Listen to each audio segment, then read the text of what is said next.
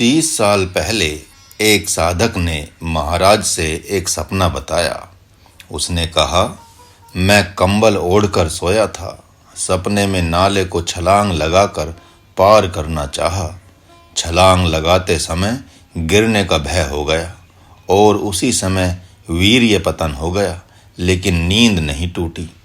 उसी सपने में मैंने सोचा, ये क्या हो रहा है। उसी समय स्वप्न में ही ओढ़ा हुआ कंबल एक स्त्री बनकर हंसने लगा। तब मैंने कहा, अरे राम राम राम, ओ ये बात है। यह तो कंबल नहीं वासना है, यह तो कंबल नहीं वासना है। ऐसा कहते हुए जैसे ही मैंने कंबल को फेंका, मेरी नींद टूट गई। उस नींद के उपरांत मैंने कंबल रजाई आदि नहीं ओढ़े, गद्दा पर, पलंग पर तथा कमरे में नहीं सोया। स्पष्ट दिखाई पड़ा कि ये सब शैया, महल, पलंग आदि वासना रूप स्त्री हैं। ये बाहर की वासना कहीं न कहीं भीतर की वासना को जागृत करती ही हैं। अतः आज मैं इनका त्याग करता हूँ। उस दिन के बाद मैं अति वेग से सफलता की ओर बढ़ा और अपने लक्ष्य तक पहुँच गया। अन्न, वस्त्र, शैया, महल ये सब मारते हैं। आप इन सब की मार को तो पहचाने। भगवान बुद्ध ने देखा कि ये सभी भिक्षु गधे जैसा वस्त्रों को ढो रहे हैं। इन सारे वस्त्रों को पहनकर ओढ़कर सोने में तो रात बीत जाती होगी। ये ध्यान आदि कब करते होंगे। ऐसा सोचकर उन्होंने भिक्षुओं से कहा, आज हम सब रात्रि में एक ही जगह सोएंगे। भिक्षुओं ने ऐसा ही किया। लगभग 10-11 बजे रात्रि को भगवान ने आदेश दिया कि अभी मात्र एक चद्दर की ठंड है, इसलिए सभी एक ही चद्दर ओढ़कर सोएंगे। यही नहीं, 3 बजे तो जग ही जाना है। अतः उसके पहले जब जब ठंड लगे तब तब दूसरी चद्दर ओढ़ते जाएंगे। सभी भिक्षु सो गए। किसी ने 1 बजे, किसी ने 2 बजे दूसरी चद्दर ओढ़ ली और किसी ने ओढ़ी ही नहीं और 3 बज गया। सभी जग कर ध्यान में बैठ गए। किसी का एक ही चद्दर में काम चल गया, किसी का 2 ही चद्दर में काम चल गया तथा अन्य कंबल एवं चद्दर धरे के धरे रह गए। सबकी आंखें खुल गई। भगवान ने कहा, अनावश्यक चद्दरों एवं कंबलों को गरीबों में बांट दो। आए दिन आपको अन्न पराजित करता है, वस्त्र पराजित करता है। आप आए भगवान के लिए, लेकिन चटपटे भोजन करते हैं, चटकीले वस्त्र पहनते हैं। अतः यह आपको मारेगा नहीं तो क्या करेगा। आप कमरे में ध्यान करते हैं, साधक और कमरे में ध्यान, ये दोनों बातें विरोधी हैं। हाँ, यदि विशेष ठंड हो तो कोई आपत्ति नहीं, जहाँ हवा का उत्पात हो तो कोई आपत्ति नहीं, लेकिन यदि ऐसा नहीं है तो यह सोचनीय बात है। आप इन्हें छोड़ दें, जितना चाहिए उतना ही स्वीकार करें। स्वजनों के साथ साथ वस्त्र, अन्न, महल आदि उत्पात मचाते रहें, लेकिन आप तो उत्पात न मचावें। आप तो यह समझें कि मैं आत्मा हूँ, मेरे साथ नहीं शरीर के साथ उत्पात हो रहा है। भगवान विश्राम नहीं ले रहे हैं, उनका धिक्कारना बंद नहीं हुआ है और पुनः धिक्कार को जारी रखते हुए कहते हैं, हे पार्थ, जिसने इस आत्मा को अव्यय, अविनाशी, नित्य एवं अजन्मा मान लिया है, वह कैसे किसको मरवाता है और कैसे किसको मारता है। यही नहीं, जैसे मनुष्य पुराने वस्त्रों को त्याग कर नए वस्त्रों को ग्रहण करता है, वैसे ही जीवात्मा पुराने शरीरों को त्याग कर नए शरीरों को प्राप्त होता है। शोक संतप्त महात्मा अर्जुन के कंधे पर हाथ रखकर भगवान नारायण ने झकझोरा। उसके उपरांत अर्जुन ने सिर उठाकर भगवान की तरफ देखा, मानो वे कह रहे हों कि हाँ हाँ आप कहें, मैं सुन रहा हूँ। लेकिन भगवान मानो यह भी कह रहे हैं कि मैं गुरु मंत्र कान में नहीं फूंकता, मैं तो आँख कान दोनों से देता हूँ। अतः मेरा मंत्र आँखों से विशेष सुनो, कान तो अपने आप सुन लेंगे। अच्छा, तो ये बताओ, जो सचमुच में अपने आप को अविनाशी, नित्य, अजन्मा जान लेगा, या भले ही जाने नहीं लेकिन केवल चिंतन कर या सद्गुरु से सुनकर मान लेगा, तो वह कैसे समझेगा कि मैं किसी को मारने वाला हूँ या मुझे कोई मारने वाला है। मानो अर्जुन कह रहे हैं कि बिना जाने कैसे मान लिया जाए कि मैं आत्मा हूँ। आत्मा में तो सृजन, संहार एवं पालन करने की शक्ति होती है, मेरे में तो वह शक्ति है ही नहीं। हाँ, प्रश्न तो यहाँ ऐसा खड़ा हो जाता है, लेकिन सर्वप्रथम विश्वास ही किया जाता है। प्रथम में जनता तो कोई भी नहीं है। साधक भी अनुमान से ही किसी संत को आत्मज्ञानी के रूप में देखते हैं। वे जानते तो हैं ही नहीं, क्योंकि उस आत्मज्ञानी ने अपना विश्व रूप तो दिखाया नहीं, कोई सृजन, संहार और पालन रूप शक्ति तो दिखाई नहीं, तो भी उसकी शरणागति स्वीकार करते हैं। सारे जगत के लोग कहीं न कहीं किसी न किसी के साथ विश्वास के साथ ही रहते हैं।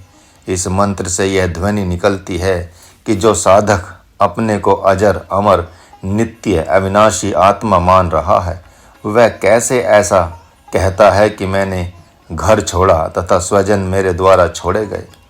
यही नहीं, वह कैसे कहता है कि मैं साधना करता हूँ और जब तक सिद्धि नहीं मिल जाएगी तब तक करता रहूँगा। एक तरफ कहता है मैंने सद्गुरु को दे दिया शरीर, और दूसरी तरफ कहता है मैं साधना करता हूँ। यह प्रमाद नहीं तो और क्या है। सद्गुरु को 3 प्रकार के अपने साधक शरीर को समर्पित करते हैं। हाँ, समर्पण में थोड़ा थोड़ा अंतर रहता है, लेकिन समर्पण रूप तत्व में किसी प्रकार का अंतर नहीं है। पहला साधक सद्गुरु से सत्संग स्वरूप कृपा द्वारा अपने स्वरूप को जान लिया, तब कह देता है कि गुरुदेव, अब ये तन, मन, वचन आपका है, मेरा प्रयोजन पूरा हुआ, इसके द्वारा जो कराना हो वह आप कराएं। दूसरा साधक अपने को शरीर मानकर समर्पण करता है और कहता है हे प्रभु, मैं अपने स्वरूप में स्थित हो सकूं, अपने आप को जान सकूं, इसके लिए मुझे साधन बताएं। तीसरा साधक भी अपने आप को समर्पण करता है और कहता है कि हे प्रभु, अब आप मेरी रक्षा करें, रक्षा करें, रक्षा करें।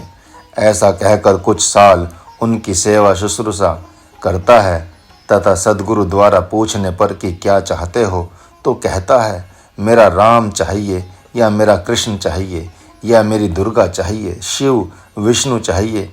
तीनों ने शरीर को दिया, लेकिन प्रथम साधक ने अपने आत्म स्वरूप को पहचाना और शरीर देने के बदले कुछ नहीं मांगा। दूसरे ने आत्म स्वरूप प्राप्त करने के लिए साधना मांगी और तीसरे ने सेवा के बदले भगवान मांगा।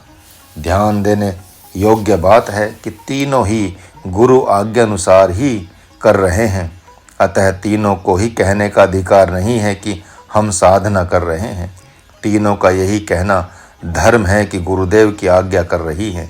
लेकिन चले, दूसरे और तीसरे साधक भले ही न कहें, परंतु प्रथम साधक को तो ऐसा ही कहना चाहिए। यदि उसने आत्म तत्व को सुनकर मान लिया और उसे अपनी आत्म रूपता पर विश्वास हो गया, तो फिर यदि वैसे साधक के जीवन में विषाद होता है तो उसके मानने जानने पर प्रश्न चिन्ह लग सकता है। अरे, साधक सद्गुरु द्वारा आत्म तत्व सुनकर अपनी आत्म रूपता पर विश्वास कर लेता है, वह तो हुंकार भरता है और आत्मज्ञान की मस्ती में झूमता हुआ भैरवी राग गाता है कि मैं हूँ शाश्वत सत सदाशिव सचिदानंद सनातनम, मैं निर्विकारी नित निरंजन नित्यानंद पुरातनम, मैं हूँ अमर अद्वैत अद्भुत अलख अलेप अगोचरम, मैं सर्वव्यापी सर्वगत सर्वज्ञ सर्व पुरालयम, मैं हूँ अव्यय ओम अक्षर अप्रमेय अनामयम, मैं पतित पावन पाप नाशन परमानंद परमेश्वरम, मैं हूँ भूत भविष्य भव भव भरन भव भव भंजनम, मैं भूत भावन भक्त भय भ्रम भक्त भार विभंजनम, मैं हूँ कर्ता कर्म कारज करण काल कलेवरम, मैं दृश्य दृष्टा दृष्टि दर्शन दीन दिनेश्वरम, मैं है महाराज अरु महाराज में मैं अव्ययम, मैं की पहेली बूझ कर मैं हुआ सचिदामयम, वेदा विनाशिनम नित्यम, वन को जाते हुए पहली रात्रि तिनकों की शैया पर सोए हुए श्री राम प्रभु एवं भगवती सीता को देखकर निषाद का हृदय अति विषाद से भर गया। उन्होंने माँ कैकेयी को बहुत भला बुरा कह दिया। उस समय महात्मा लक्ष्मण ने ज्ञान वैराग्य से समझाने का भरसक प्रयास किया, किंतु उनके नहीं मानने पर महामना लक्ष्मण ने उनसे पूछा, हे निषाद राज, आप ये बताएं कि श्री राम को आप क्या मानते हैं। निषाद ने कहा, भगवान मानता हूँ भैया, भगवान मानता हूँ, ये साक्षात नारायण हैं। लक्ष्मण ने कहा, ये बताएं कैकेयी क्या हैं, भगवान या जीव। उसने कहा, जीव हैं भैया, वह तो जीव हैं। लक्ष्मण ने कहा, ये बताएं कि कहीं भगवान को जीव सुख दुख दे सकता है या भगवान ही चाहे तो जीव को सुख दुख दे सकता है। निषाद अपनी मूर्खता पर अवाक रह गए और पूछा कि फिर यह क्या रहस्य है।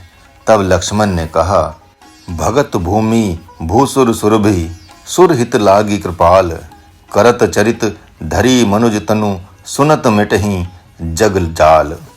हे निषाद, असुरों को मोहित करते हुए प्रभु ने भक्तों संतों को अपने दर्शन से कृतार्थ करने के लिए, पृथ्वी रूपी भगवती गाय का उद्धार करने के लिए और धर्मात्माओं देवताओं की रक्षा करने के लिए अवतार लिया है। ये ऐसी लीला कर रहे हैं जिसके पठन पाठन एवं श्रवण से ही तन मन वचन एवं हृदय परम पावन बन जाएंगे। इस प्रकार जब निषाद राज ने श्री राम प्रभु को अजन्मा एवं सनातन नित्य पुरुष जान लिया तो उनका शोक संताप जाता रहा, फिर मोह नहीं हुआ। उसी प्रकार जो साधक सद्गुरु के मुख से अपने आत्म स्वरूप को जान लेते हैं, उनके जीवन में मोह का अवसर आने पर भी उन्हें मोह नहीं होता। वे प्रकृति के द्वारा होते हुए कर्म को न अपना मानते हैं न पराया। वेदा विनाशिनम नित्यम। इतना ही नहीं, जो यह भी जान लेता है कि मुझ अजन्मा शाश्वत सनातन की अध्यक्षता में रहने वाले गुरु आज्ञा अनुसार कर्म करने वाले शरीर को भी कोई नहीं मार सकता, तो फिर वह कैसे समझेगा कि मेरी कभी वध होगा या मैं कभी किसी का वध करूँगा। साधकों को यहाँ मारने का अर्थ त्यागने से लेना चाहिए, क्योंकि मारना और त्यागना अध्यात्म में एक ही अर्थ को प्रकाशित करते हैं। वह कैसे समझेगा कि मैंने भाई बांधवों या स्वजनों को त्यागा, अतः मुझे तो बड़ा पाप लग जाएगा। हाय, यह क्या हो गया। वे लोग तो मुझे सताते नहीं थे, बल्कि साधना में और भी सहयोग करते थे। अब वे क्या सोचते होंगे, कहते होंगे कि आपको तो हम लोग छूट दे रखे थे साधन भजन करने की, फिर आप क्यों चले गए, इत्यादि इत्यादि। यही नहीं, वह कैसे समझेगा कि मैं उनका हूँ तथा वे मेरे हैं। इतना ही नहीं, वासांसी जीर्णानि यथा विहाय।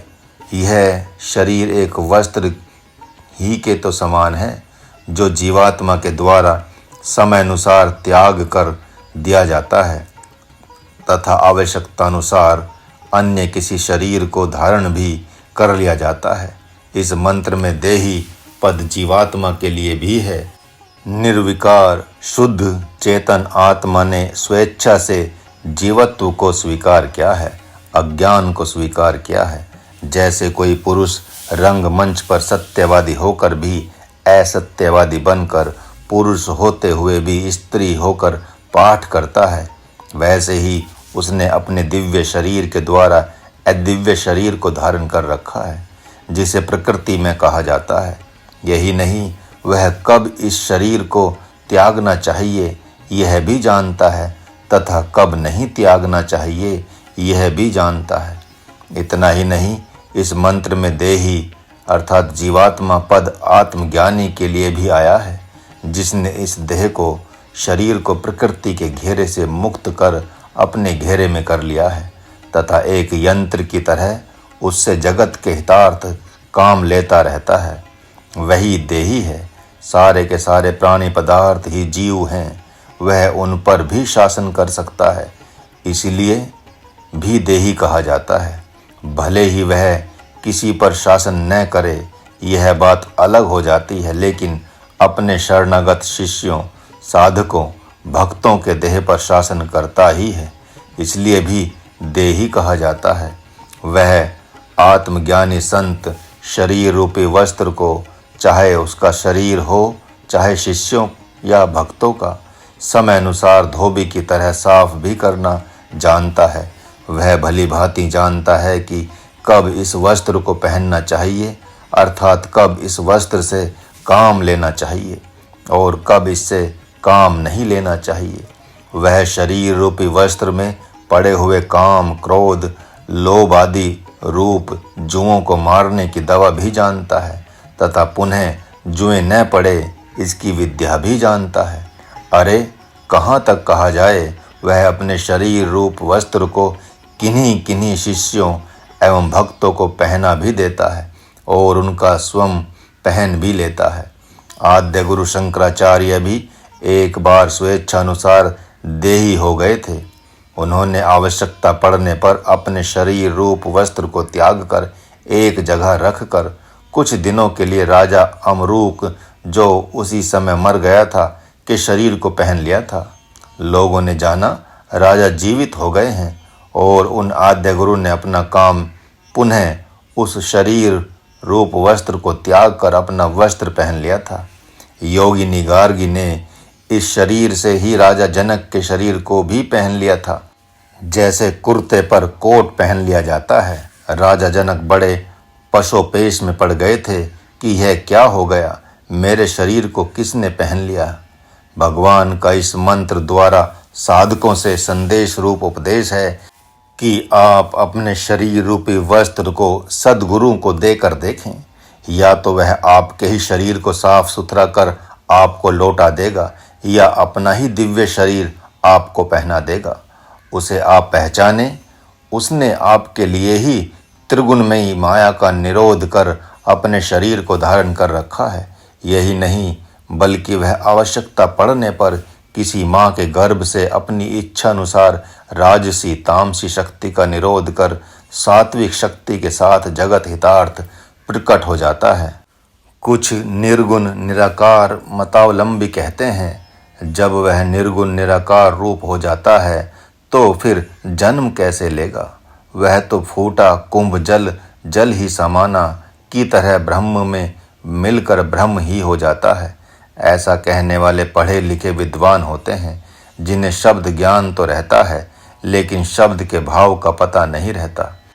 अरे समुद्र क्या श्री राम प्रभु के पास प्रकट नहीं हो गया था? यही नहीं, ब्रह्म सुषुप्ति रूप हो जाता है क्या? उसकी सर्वज्ञता, सर्व सामर्थ्यता, सर्व संकल्पता, सर्व रूपता समाप्त हो जाती है क्या? अरे उस ब्रह्मज्ञानी देही के भी तो शरणागत भक्त एवं साधक होते हैं।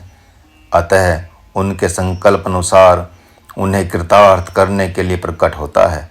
अब चाहे गर्भ में आकर नया शरीर धारण करे, स्वप्न में नया शरीर धारण करके आए, या साधक के ही तन मन वचन हृदय आदि में प्रकट हो जाए, यह उसकी इच्छा है।